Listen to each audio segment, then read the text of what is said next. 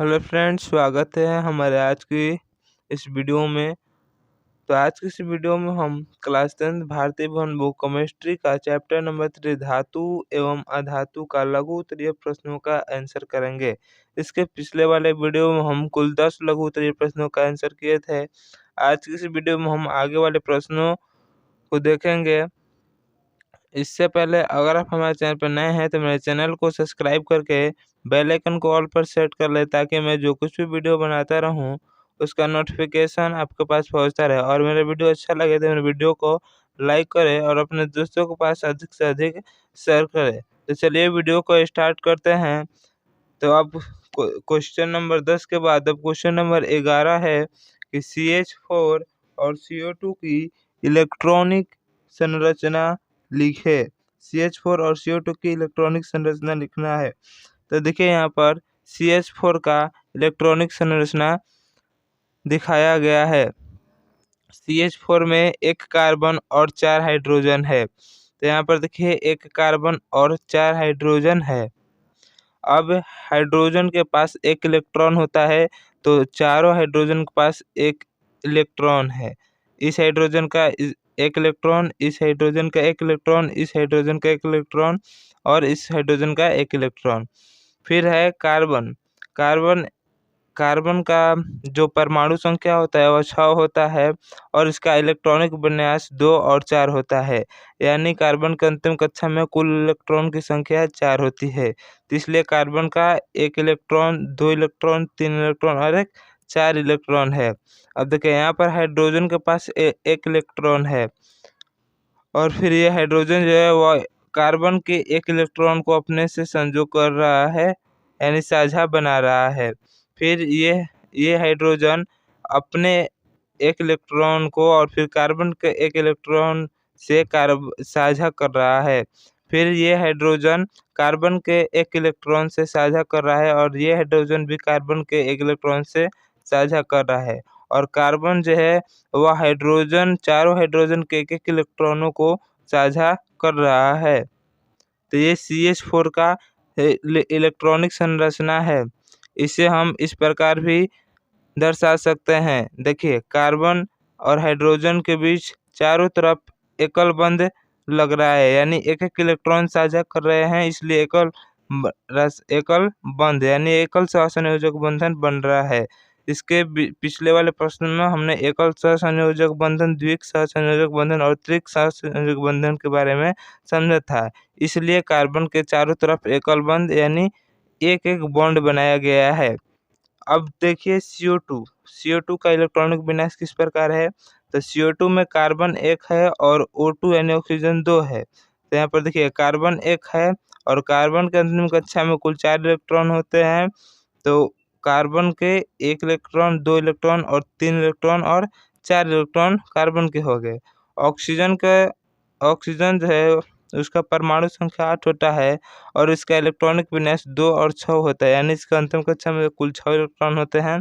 तो पहले वाले ऑक्सीजन का 2 इलेक्ट्रॉन, 2 इलेक्ट्रॉन, 2 इलेक्ट्रॉन, कुल 6 इलेक्ट्रॉन।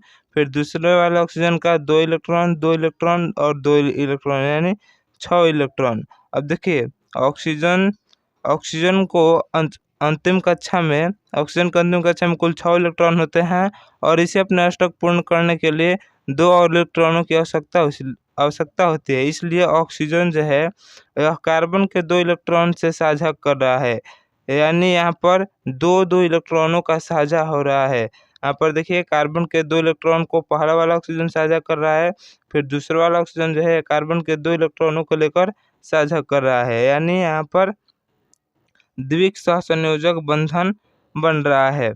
तो ये हुआ कार्बन का इलेक्ट्रॉनिक संरचना। यहाँ पर देखिए, यहाँ पर कार्बन के आगे और पीछे डबल बॉन्ड बनाया गया है, यानी यह द्विक सहसंयोजक बंधन है। यहाँ पर कार्बन जो है ऑक्सीजन के पहले वाले ऑक्सीजन के 2 इलेक्ट्रॉन को और दूसरे वाले ऑक्सीजन के 2 इलेक्ट्रॉनों से भी साझा कर रहा है, क्योंकि कार्बन के अंतिम कक्षा में 4 इलेक्ट्रॉन होते हैं और इसे अपना अष्टक पूर्ण करने के लिए 4 और इलेक्ट्रॉनों की आवश्यकता होती है। इसलिए पहले वाले ऑक्सीजन से 2 इलेक्ट्रॉन और दूसरे वाले ऑक्सीजन से 2 इलेक्ट्रॉनों का साझा कर रहा है, जिससे इसका अष्टक पूर्ण हो रहा है। अब चलिए हम क्वेश्चन नंबर 12 की ओर बढ़ते हैं। मैं उम्मीद करता हूँ कि क्वेश्चन नंबर 11 का आंसर आपको समझ में आया होगा। नंबर 12 है, किसी रासायनिक यौगिकों बनने में संयोजी इलेक्ट्रॉनों की क्या भूमिका होती है? किसी रासायनिक यौगिक को बनने में संयोजी इलेक्ट्रॉनों की क्या भूमिका होती है? तो सबसे पहले हम समझें कि संयोजी इलेक्ट्रॉन क्या होते हैं, किसे कहते हैं। तो कोई भी तत्व अपने अंतिम कक्षा में जितने भी इलेक्ट्रॉन को रखता है उसी को ही संयोजी इलेक्ट्रॉन कहते हैं। जैसे कार्बन जो है उसका परमाणु संख्या 6 होता है और उसका इलेक्ट्रॉनिक विन्यास 2 और 4 होता है। यानी किसी भी तत्व को अपने अंतिम कक्षा में इलेक्ट्रॉन अष्टक को पूर्ण करने के लिए जितने इलेक्ट्रॉनों की आवश्यकता होती है उसे हम संयोजी इलेक्ट्रॉन कहते हैं, यानी जो किसी दूसरे तत्व से अभिक्रिया करते हैं। तो देखिए आंसर है कि किसी परमाणु के बाह्यतम कक्षा में स्थित इलेक्ट्रॉन को संयोजी इलेक्ट्रॉन कहते हैं, यानी सबसे अंतिम वाले कक्षा में। जैसे कार्बन का परमाणु संख्या 6 होता है और उसका इलेक्ट्रॉनिक विन्यास 2 और 4 होता है। इसके अंतिम कक्षा में कितने इलेक्ट्रॉन है? 4 है। तो इसलिए कार्बन का संयोजी इलेक्ट्रॉन क्या हुआ? 4 हुआ, क्योंकि किसी भी परमाणु के बाह्यतम कक्षा में स्थित इलेक्ट्रॉन को ही संयोजी इलेक्ट्रॉन कहा जाता है। जो रासायनिक अभिक्रिया में भाग लेकर अष्टक पूर्ण करता है, जिससे यौगिक का निर्माण होता है। अतः किसी रासायनिक यौगिक के बनने में संयोजी इलेक्ट्रॉन की महत्वपूर्ण भूमिका होती है। तो मैं उम्मीद करता हूँ कि इस क्वेश्चन का भी आपको आंसर समझ में आया होगा कि किसी परमाणु के आयतन कक्षा में स्थित इलेक्ट्रॉन को ही संयोजी इलेक्ट्रॉन कहा जाता है, जो रासायनिक अभिक्रिया में भाग लेकर अष्टक पूर्ण करता है, जिससे यौगिक का निर्माण होता है। अतः किसी भी रासायनिक यौगिक के बनने में संयोजी इलेक्ट्रॉन की महत्वपूर्ण भूमिका होती है। अब हम अगला क्वेश्चन नंबर 13 की ओर बढ़ते हैं। क्वेश्चन 13 है कि किसी तत्व ए की परमाणु संख्या 12 है और दूसरे तत्व बी की परमाणु संख्या 17 है। ए और बी के संयोग से बने यौगिक का नाम बताना है। तो देखिए ए तत्व का परमाणु संख्या 12 है, इसलिए इसका इलेक्ट्रॉनिक विन्यास 2, 8 और 2 हुआ, यानी 2, 8, 10 और 2, 12। बी तत्व का इलेक्ट्रॉनिक परमाणु संख्या 17 है और इसका इलेक्ट्रॉनिक विन्यास होगा 2, 8, 7। अब देखिए ए तत्व का अंतिम कक्षा में कितने हैं? 2 इलेक्ट्रॉन, जिसे हम लोग संयोजी इलेक्ट्रॉन भी कहते हैं, क्योंकि यही दूसरे से संयोग करते हैं। और बी कक्षा के अंतिम कक्षा में कितने इलेक्ट्रॉन हैं?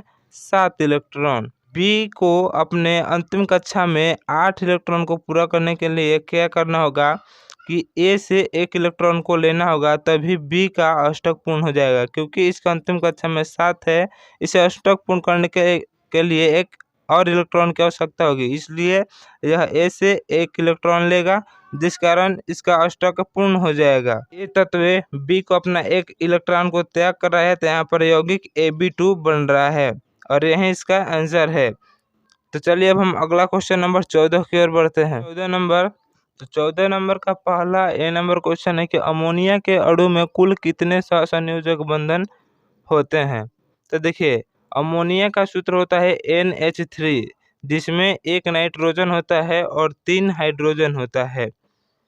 तो अमोनिया के देखिए यहाँ पर सिंगल बॉन्ड बनाया गया है, तो यहाँ पर कितने कुल बंधन है यही पूछ रहा है। तो देखिए इसमें 3 सहसंयोजक बंधन है, एक यहाँ पर और एक यहाँ पर और एक यहाँ पर। तो इसका आंसर होगा कि अमोनिया के अणु में कुल 3 सहसंयोजक बंधन होते हैं। तो कितने सहसंयोजक बंधन होते हैं? 3 सहसंयोजक बंधन होते हैं।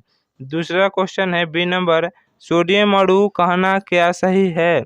सोडियम को सोडियम अणु कहना क्या सही है? तो आंसर है कि सोडियम एक ठोस अवस्था में पाए जाने वाला तत्व है। सोडियम का है एक ठोस अवस्था में पाया जाने वाला एक तत्व है। इसकी परमाणु संख्या 11 होता है तथा इसका इलेक्ट्रॉनिक विन्यास 2, 8 और 1 होता है। यह अपने अन्य परमाणु के साथ मिलकर Na2 या Na3 नहीं बना पाता है, यानी यह एक परमाणु अणु है। इस दृष्टि से इसे अणु कहना सही नहीं है। तो इसका आंसर क्या हुआ कि सोडियम को सोडियम अणु कहना सही नहीं है, क्योंकि यह एक ठोस अवस्था में पाया जाने वाला तत्व है और इसकी परमाणु संख्या 11 होती है तथा इलेक्ट्रॉनिक विन्यास 2 8 1 होता है, जिससे यह अपने अन्य परमाणुओं के साथ मिलकर Na2 या Na3 नहीं बना पाता है, इसलिए इसे अणु कहना सही नहीं है। अब हम अगला क्वेश्चन नंबर 15 की ओर बढ़ते हैं। क्वेश्चन नंबर 15 है कि निम्नलिखित पदार्थों में बंधन की प्रकृति पर प्रकाश डालें। यानी हमको बताना है कि H2O में कितने बंधन होते हैं। तो देखिए H2O जल का सूत्र होता है और H2O में 2 हाइड्रोजन और 1 ऑक्सीजन होता है। तो देखिए यहाँ पर 1 ऑक्सीजन है और 2 हाइड्रोजन है।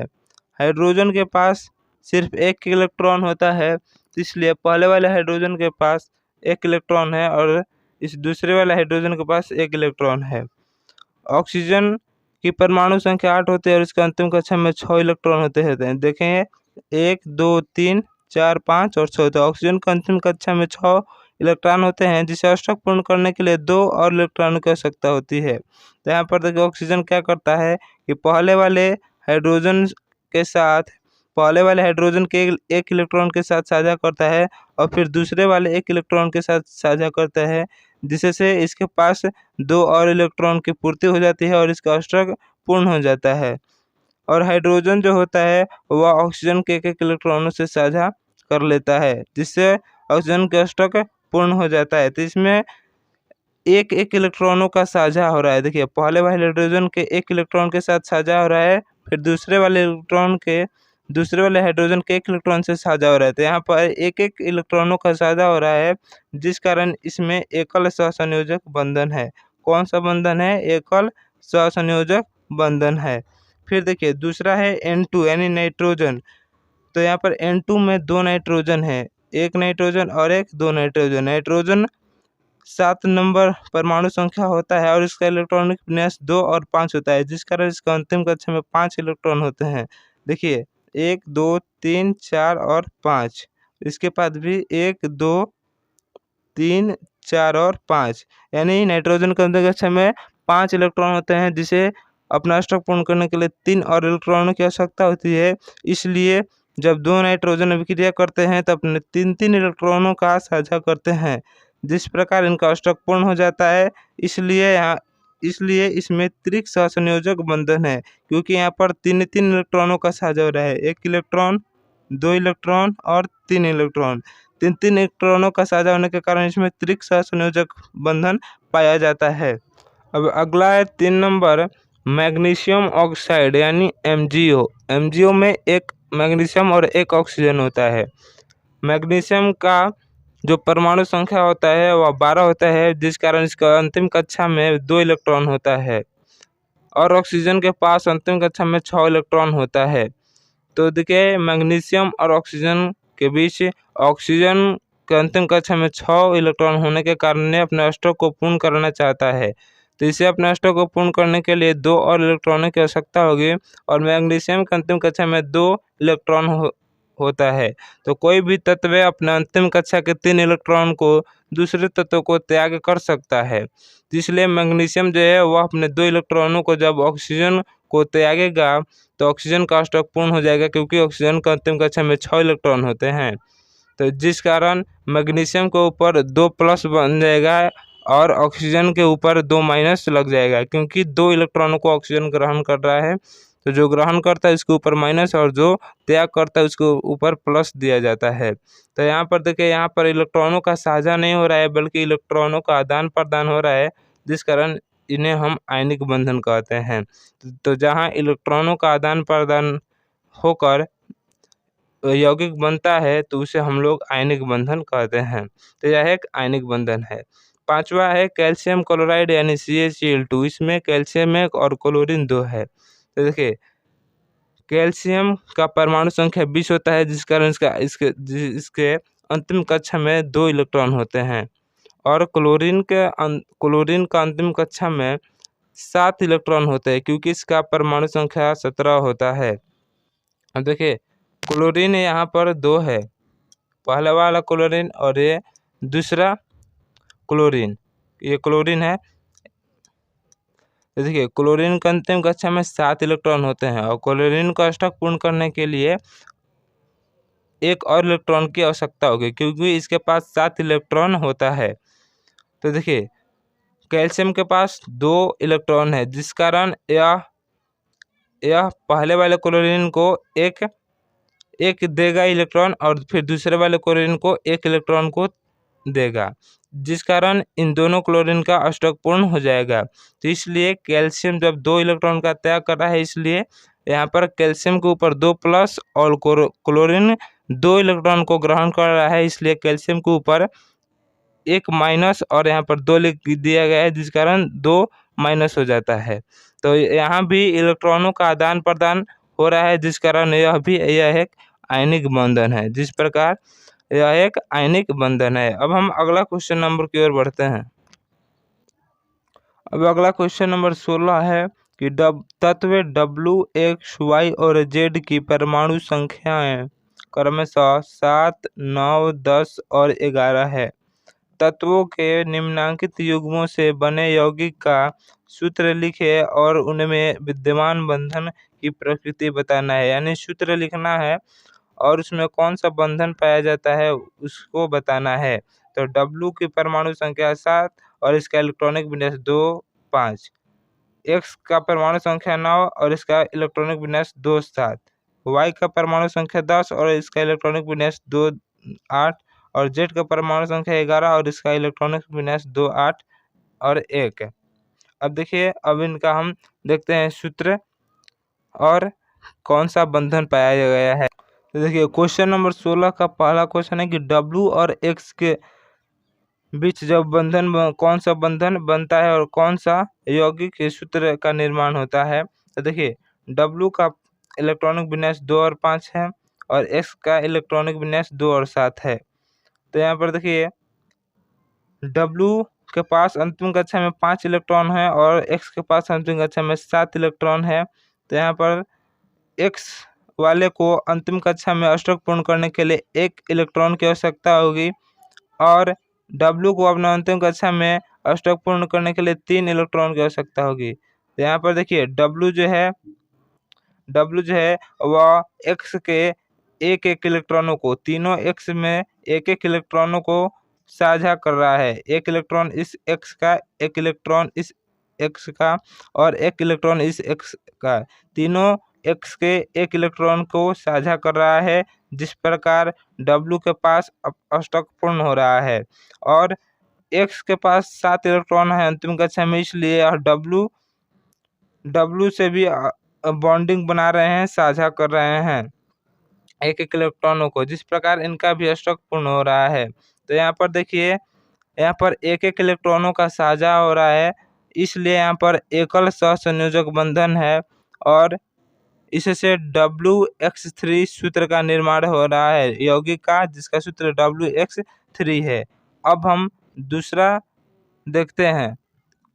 अब दूसरा है X और X के बीच। तो X के परमाणु संख्या 9 था और इसका इलेक्ट्रॉनिक विन्यास 2 और 7 था, यानी अंतिम कक्षा में 7 इलेक्ट्रॉन थे। तो यहाँ पर देखिए 2, 2, 4, 2, 6, 1, 7 और इस वाले X के बीच 2, 2, 4, 2, 6, 1, 7, यानी इसको अंतिम कक्षा में अष्टक पूर्ण करने के लिए एक इलेक्ट्रॉनों की आवश्यकता होगी। इसलिए पहला वाला X दूसरे वाले X के 1 इलेक्ट्रॉन से साझा कर रहा है और दूसरा वाला X जो है वह पहले वाले X के 1 इलेक्ट्रॉन से साझा कर रहा है, यानी दोनों X अपने अपने बीच एक इलेक्ट्रॉनों का साझा करके अपने अष्टक को पूर्ण कर रहे हैं।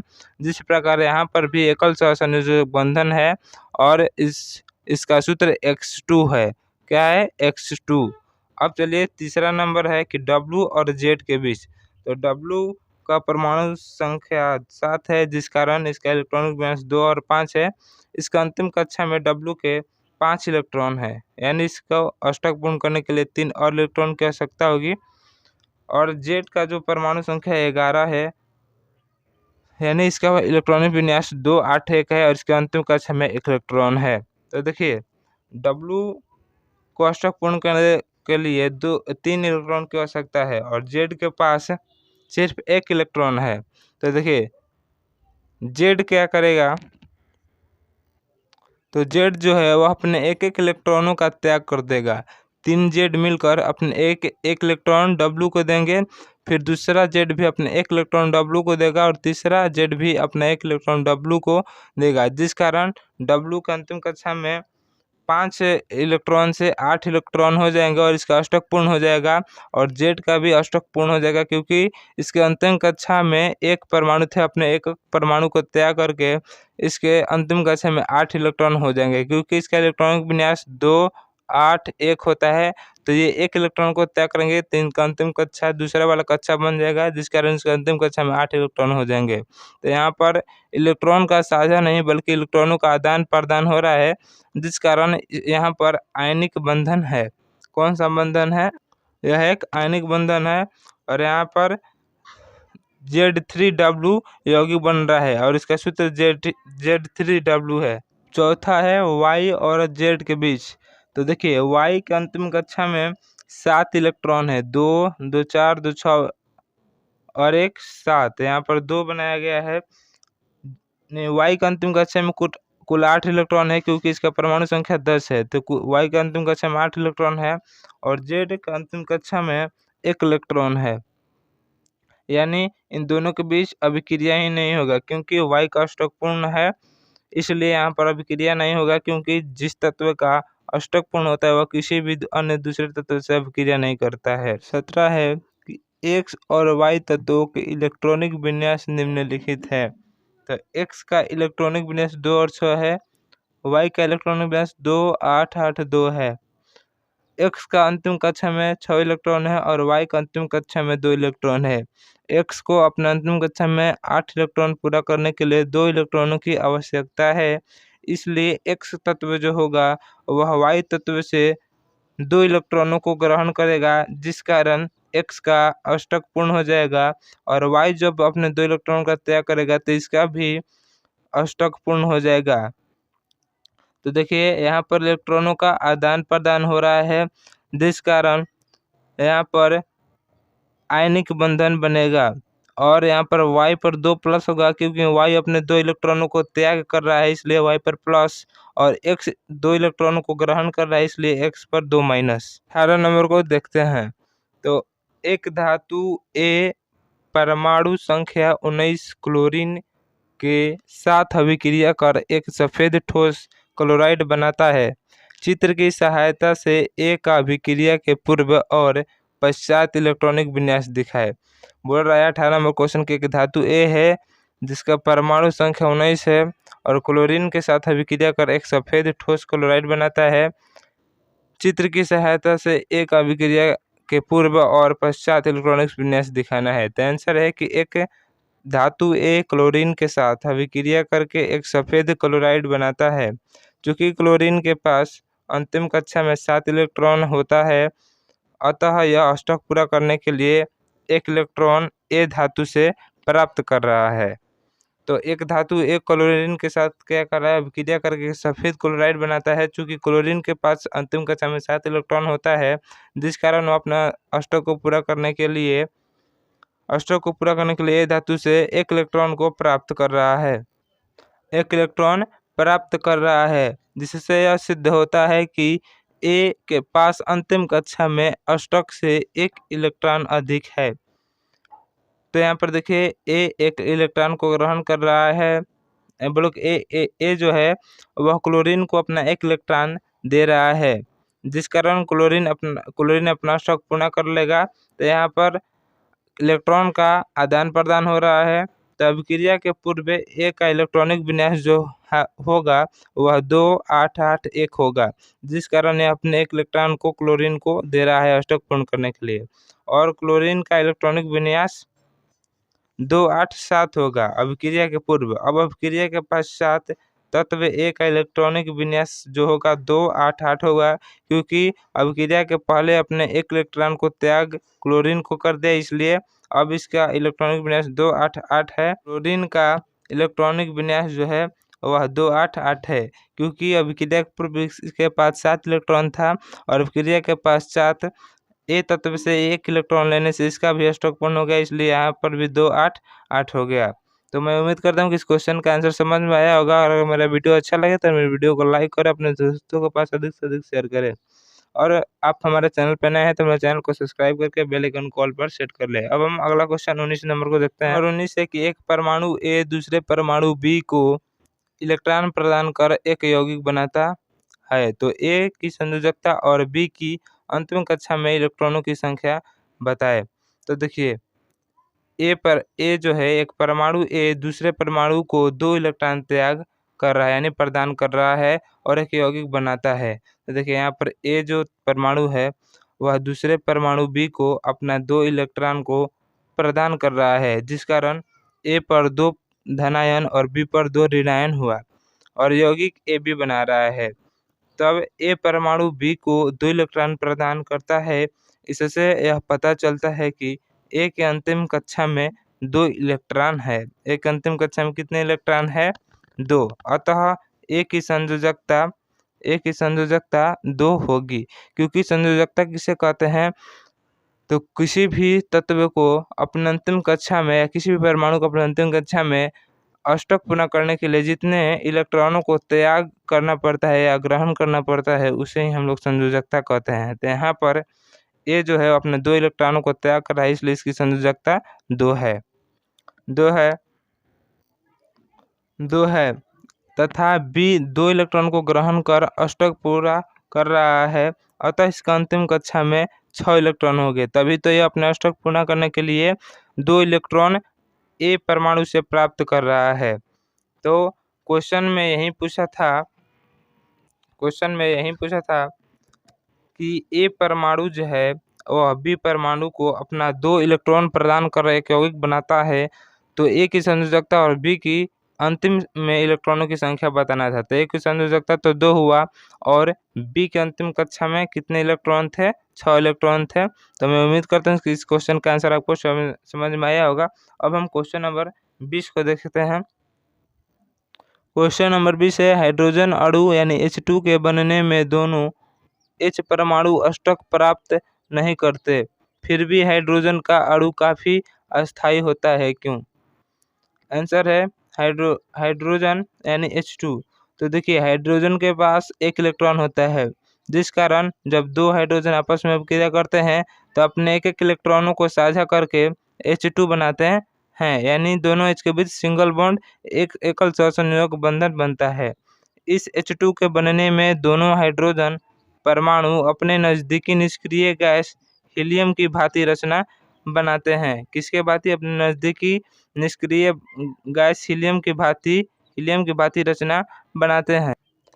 चूँकि हाइड्रोजन के पास एक सेल है जिसमें अधिकतम 2 इलेक्ट्रॉन ही रह सकता है, अतः H परमाणु अष्टक प्राप्त नहीं करते हुए भी काफ़ी अस्थायी होते हैं। तो आज की इस वीडियो में इतना ही। हम लोग ने आज की इस वीडियो में कुल 10 प्रश्नों का आंसर किया। अब हम अगले वाले वीडियो में हम आगे के क्वेश्चन की ओर बढ़ेंगे। तो अगर आप हमारे चैनल पर नए हैं तो मेरे चैनल को सब्सक्राइब करके बेल आइकन को ऑल पर सेट कर लें ताकि मैं जो कुछ भी वीडियो बनाता रहूँ उसका नोटिफिकेशन आपके पास पहुँचता रहे।